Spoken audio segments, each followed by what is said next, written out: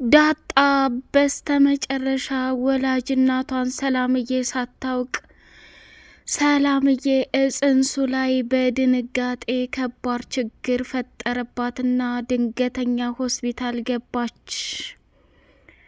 ዶክተሮቹ ደግሞ የሰላምዬ የመዳን እድሏ እጅግ በጣም ያሳዝናል፣ እጅግ በጣም ያሳስባል። በድንጋጤ ብዙ ደም ስለፈሰሳትና የመዳን እድሏ እጅግ በጣም ያሳዝናል ብለው ተናገሩ። ዳጣ በስተመጨረሻ አቶ ደረጀ ሰላምዬ ምን ሆና ነው ብላ ስትጠይቀው እሱም ደግሞ የኔ ልጅ ዛሬ ትልቁ የደስታዋ ቀን ነበርና እንደ አጋጣሚ ክችን ሁና ለረጅም ጊዜ የጠፋችባት ልጅ ስለነበረች ልጅሽ አልሞተችም፣ በህይወት አለች፣ እንዳንቺ ጀግናና አንበሳ ሴት የለም ብዬ ስላት ራሷን እዛው ጸጥ አደረገች ብሎ አቶ ደረጀ ለዳጣ ሲነግራት፣ ዳጣም ደግሞ ወይኔ አባዬ ለካ እስከዛሬ ድረስ ስለ ጉድጓድና ስለ አሳ ኩሬት ስታወራኝ የነበረው ይሄ ነገር ነው እንዴ እያጨናነቀ ያለው? ጭራሽ የኔ እናቱና ነው እንዴ እንደዚህ የምትለኝ? አባዬ አንተ በጣም ከባድና አደገኛ ሰው ነህ። እንዴት እስከ ዛሬ ይሄ ነገር አስችሎህ ይሄ ነገር እስከ ዛሬ ድረስ ሰላምና ደስታ ሰጥቶህ ዝም ልትለኝ ትችላለህ? ብላ ቀወጠችው። እሱም ደግሞ ዳጣ ያለሁበትን ችግርና እንዲሁም ስቃይ ካንቺ በላይ የተረዳኝ የለም ነበር። እያንዳንዱ እኮ የምነግርሽ ነገር ችግሮችን የተረዳሽና የገባሽ መስሎኝ ነበር የኔ ልጅ። እስካሁን ድረስ በልቤ አፍኔው የነበረው ትልቁ ትኩሳትና ትልቁ መከራ እንዲሁም ደግሞ ትልቁ የህይወት መሰናክል ይሄ ነው ብሎ ሲያፈርጠው ናታንም ዳጣ አቶ ደረጀ አባቷ እንደሆነ ሚስጥር ስለነገረችው፣ ሰላም ግን በፍጹም እናቷ እንደሆነች ከደረጀ ውጭ የሚያውቅ የለም ነበረ። ማርታ ደግሞ የደረጀን መንሰፍሰፍና መቃጠል እንዲሁም ደግሞ መጸጸት ስታይ እጅጉን በጣም አዘነችና ይሄ ነገር ምንድን ነው? አቢጌል ስትናገር የነበረው ትክክል ነው እንዴ? እኔ ቤት እኮ የማይደረግ ነገር የለም። መቼም ዘንድሮ ለፈተና ጽፎኛል። ወይኔ ማርታ፣ ጭራሽ አቶ ደረጀ ከአንዲት ሰራተኛ አርግዞ የወለደው ከሷ ነው እንዴ? እንዴ ዳጣስ ይህን ያክል ጊዜ አባቷ ሲሳይ ለምንድን ነው ልጁን የማይፈልጋት እያለች እንደገና የተዘጋ ፋይልና የተረሳ ነገር ማነሳሳት ጀመረች። ሰላም እንግዲህ አቶ ደረጀ እኔ ትዳርህንም ሆነ ምንህንም ማበላሸትም ማፍረስም አልፈልግም። ሆኖም ግን ከዚህ በላይ መቃጠልና መንሰፍሰፍ አልፈልግም። እውነታውን ስነግርህ ዛሬ የማትነግሬ ከሆነ ለትዬ መናገሬ አይቀርም። እኔም እኮ እናት ነኝ ብዬ አምጬ የወለድኳትን ልጄን በህይወት ትኑር ትሙት ትዳን አግብታ ትዳር ትያዝ፣ እንዲሁም ደግሞ እኔን እየወቀሰችና እንደኔ ደግሞ እናቴ የትነሽ እያለች እየፈለገች ሊሆን ይችላል። እባክህ እኔ ከመውለዴ በፊት የልጄን ደስታ ማወቅ እፈልጋለሁ። ልጄ የት እንዳለች መረዳት እፈልጋለሁኝ ብላ ስትቀውጠው፣ ሰላም እባክሽ ተረጋጊ። በእንደዚህ አይነት ስሜት የሚፈጠር ነገር የለም። እቤት እመጣለሁ ሁሉንም እነግርሻለሁኝ ብሎ በስልክ ዘጋባት። ወይዘሮ ማርታ አሁንም ቢሆን ዳጣና ናታን እንደተፋቀሩ እያወቀች አቢጌልና ናታን እንዲጋቡና እንዲፋቀሩ አቶ ደረጀን እየጨቀጨቀችው ትገኛለች። ናታን ደግሞ የመጨረሻና አጭር ውሳኔ አባዬ እውነቱን ስነግርህ እኔ ለአቢጌል ምንም አይነት ስሜትም ሆነ ፍቅርም በውስጤ የለኝም ብሎ 4 ነጥብ ዘጋ። ይህንንም ደግሞ ለወይዘሮ ማርታ እየሮጠ ሂዶ ሲነግራት፣ ማርታ ደሬ አንተ አትጨናነቅ፣ ብቻ የናታንን አባት በስነ ስርዓት አውራው እንጂ ሁሉንም ነገር እኔ ጨርሰዋለሁ። ናታንና ኤቢ ይፋቀራሉ፣ ይዋደዳሉ። የቀለበቷ ጊዜ ሰርፕራይዝ አደርጋታለሁኝ ብላ ወሰነች። አቶ ደረጀ ወይዘሮ ማርታ እንግዲህ የማይሆን ነገርና እሱ ደስ የማይለውን ነገር እያደረገች እያየ አንጀቱ እየተቃጠለ ዝም ብሏል። አቢጌልና ናታን አንድ ላይ እንዲሆኑ አይፈልግም። ምክንያቱም ለናታንም እጅግ በጣም ያስባል። ወይዘሮ ማርታ ግን እናት ናት። ልጇ እንግዲህ ስኬታማ እንድትሆንላት ስለፈለገች በግድ ናታንን ለማጣመር ዱብ ዱብ እያለች ትገኛለች። ናታን የተፈጠረውን በሙሉ ለዳጣ ሲነግራት ናታን እኔ በጣም ፈርቻለሁ። ይህን ጉዳይ ቤተሰብ ከያዘው ምንም ቢሆን ሊለቁት አይችሉም። ስለዚህ መጠንቀቅ አለብን እያለች አለች። አይ የፈለገ ይሆናል እንጂ ትዳር እኮ በግድ ሊሆን የሚችል ነገር የለም። ስለዚህ ሁሉንም ነገር እጋፈጠዋለሁኝ ብላ ቃል ገባችለት። ሰላም ውድ የተከበራችሁ የተወደዳችሁ የአዜቲው ቤተሰቦች እጅግ በጣም ተወዳጁና በጉጉት ስንጠብቀው የነበረው የዳጣ ድራማ እንደቀጠለ ይገኛል። ቻናሉን ላይክ፣ ሰብስክራይብ እያደረጋችሁ ለምታበረታቱኝ ውድና መልካም ቤተሰቦች ከልብ አመሰግናለሁኝ። አቶ ደረጀ ለሰላምዬ ለመናገር የመጨረሻው ሰዓት ደረሰና ስሚ ዳጣ አንድ ነገር ላማክርሽ እፈልጋለሁ። እኔ በጣም ጭንቅ ላይ ነኝ ያለሁት፣ በጣም ተጨንቅ ያለሁ እያለ መናገር የፈለገውን ነገር ሲነግራት አባዬ እንግዲህ ጉድጓድ ውስጥ ተገባችው ፍልፈል ብትወጣ ልጆቿን እንደምታተርፍ ሁሉ አንተ ደግሞ ከጭንቀትን ለመውጣት ስትፈልግ እየቻልከውን ማድረግ አለብህ። ከዛ በተረፈ ደግሞ አንድ የመቼም ጥሎ አይጥለንም ብላ ምርጥ ምክር ለአባቷ ነገረችው።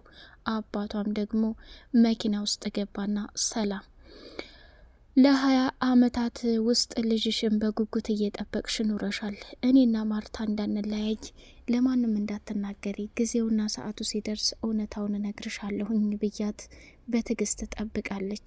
ብዙ ዋጋና መስዋዕት ከፍላለች። ዛሬ ደግሞ እውነታውን የምታውቅበትና ትክክለኛው ሰዓት ደረሰ። ሰላም ምንም ብትል ምንም አይፈረድባትም።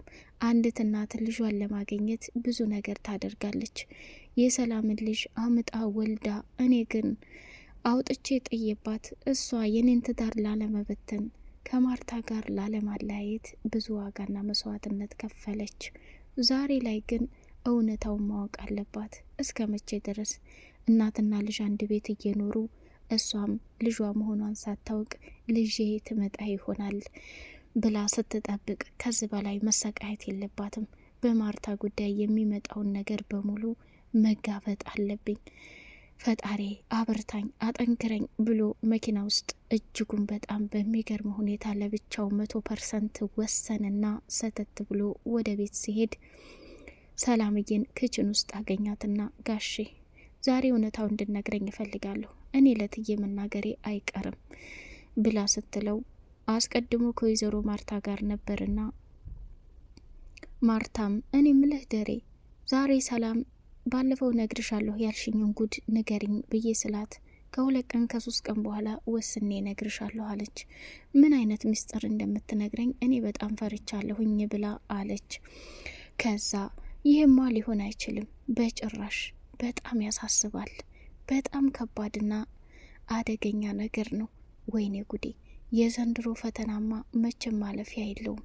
ምን አይነት ጉድና መከራ ውስጥ ነው የገባሁት እያለች በተደጋጋሚ ማለቃቀስና ራሷን መውቀስ ስትጀምር በቃ አሁን ቁረጪ፣ መቼም ቢሆን መቼም ልችውና ልትጋፈጭው የማትችው ትልቅ ፈተና ውስጥ ገብቻለሁ ብላ አለቻት። ወይዘሮ ማርታም በደስታ ተፍለቅልቃ እጅግ በጣም በሚገርም ሁኔታ ስሚ ሰላም እንግዲህ ቶሎ ውለጅና በአጭር ታጠቂ ብላለቻት።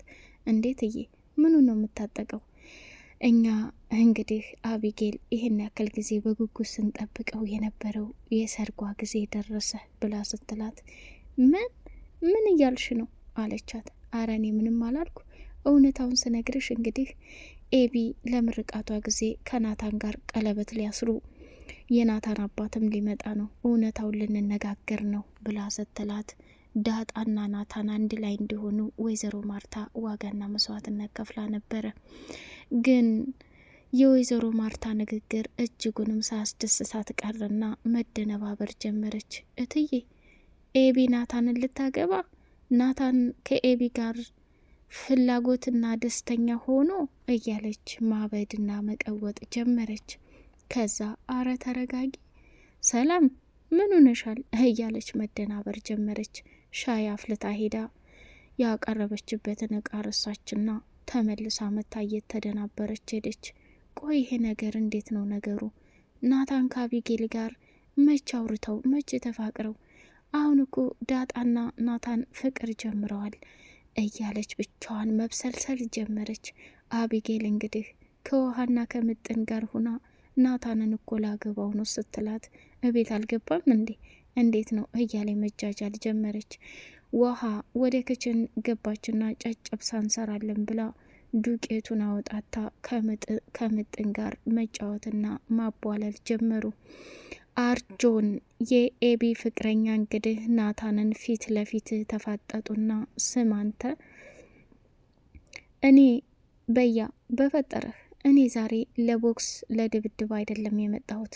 ባለፈው አፍርጠህ የተውከኝ ምት እስካሁን ድረስ ከሰውነት ያልወጣም። አሁን ግን አንድ ነገር ልጠይቀህና ልለምንህ ነው አለው። ምንድን ነው የምለምነኝ የምጠይቀኝ ብሎ ሲለው እባክህ በተቻለ አቅምህ ከኤቢ እራቅ። ኤቢን ትወዳታለህ እንዴ ታፈቅራታለህ እንዴ ብሎ ሲለው እሱ ምን አገባህ? ይሄ ራሴ ውሳኔ ነው። በእኔ ህይወት ማንም እንዲገባ አልፈልግም እያለ ሲዝትበት እንደዛ ማለት አይደለም እባክህ ተረዳኝ። እኔ አቢጌልን በጣም ነው መወዳት፣ በጣም ነው ማፈቅራት። ብቻ በተቻለ አቅምህ እንድትረዳኝ እፈልጋለሁ ብሎ ሲለው አትጨማለቅ። እኔ አቢጌልን በፍጹም ልወዳትና ላፈቅራት አልችልም። በወዳትና ባፈቅራት ካንተ ጋር ሁኜ እዚህ ጋር መልስ የምሰጣጥ ይመስልሃል? ካንተ ጋር ሁኜ መልስ የምመላለስ ይመስልሃል? አየህ ወደድክም ጠላህም አቢጌል በፍጹም የኔ ፍቅረኛ ልትሆን አትችልም ብሎ 4 ነጥብ ደመደመለት።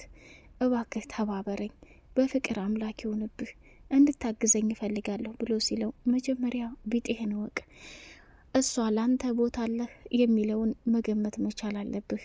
ፍቅር እንዳወሩት ሳይሆን ይታደሉታል እንጂ በፍጹም አይታገሉትም ብሎ ናታንም የተሰማውን ስሜትና እውነታውን በሙሉ ለአርጆን ሲነግረው ናታንም መንገዱን ቀጠለ። ወይ ጉድ! አቢጌል አሁን ላንተ ፍቅርና ስሜት አላት እንዴ? እንደዚህ እየሆንክ ያለሁ እያለ መገረም ጀመረ። አርጆን በአቢጌል ፍቅር እጅጉን እያበደና እየተቃጠለ ይገኛል። ኤቢ ደግሞ በጣም በሚገርም ሁኔታ ናታን ሊያገባኝ ነው እያለች ኤርፎኗን ሰክታ ግቢውን እየቀወጠችው ትገኛለች። ዳጣም በመጨረሻ ለምን እኔ ጋ አንጫወትም እንዴ አጫውችኝ እህቴ እያለች ስትላት ውሃ በጥፊ ከምጠፈጥፍሽ ከዚህ ቦታ ራቂ ብላ አባረረቻት ማለት ነው። ውሃ በሚያሳዝንና በሚደንቅ ሁኔታ ሁል ጊዜ የልጅነት ባህሪ ይዛ መጓዟ በጣም ያሳዝናል። እንዲሁም ደግሞ ዳጣ ከናታን ጋር ወክ እያደረገች እንደሚወዳት እንደሚያፈቅራት በቅርብ ጊዜ እንደሚያገባት ቃል ገባላት። እሷም በጣም ደስተኛ ሆነች፣ ከሚባለው በላይ ቦረቀች፣ ዘለለች። የአቢጌልን መጨረሻ እያመካከራት ነበርና ይሄ ነገር በጣም ከባድ ነው። አባዬስ ቢሆን እንዴት በግድ እንድታገባ እንትን ይልሃል? አባዬንማ አስረዳሁት፣ እማዬ ግን ባለፈው ጠይቃኝ ነበርና በቃ አሁን ኤቢ ናታን ይወደኛል፣ ያፈቅረኛል፣ ቀለበት ሊያረግልኝ ነው እያለች እየቀወጠችው ነው። ዳጣ በጣም ያስጠላል ሁሉም ነገር ብሎ ሲላት ናታን ለማንኛውም ተረጋጋ፣ ሁሉንም ጊዜ ይፈተዋል፣ የዛሬን እንጂ የነገን የምናውቀው ነገር የለም። አቢጌል እንግዲህ ከመረጥካትና ከወደድካት እኔ ምልልልል ብዬ ነው ምድርህ ብላ አለችው። አቶ ደረጀ ዘላለም ሲያጨናንቀውና ዘላለም በጭንቀት ውስጥ መቼ ላፍርጠው እያለ ሳያስብ የነበረውን ነገር ዳጣ የሰላምዬ ልጅ እንደሆነችና ልጇ በህይወት እንዳለች ደስተኛ ሁና እየኖረች መሆኑን ነገራት። በቀጣይ ፓርት እስከምንገናኝ አሰላሙ አሌይኩም ወራህመቱላሂ ወበረካቱ።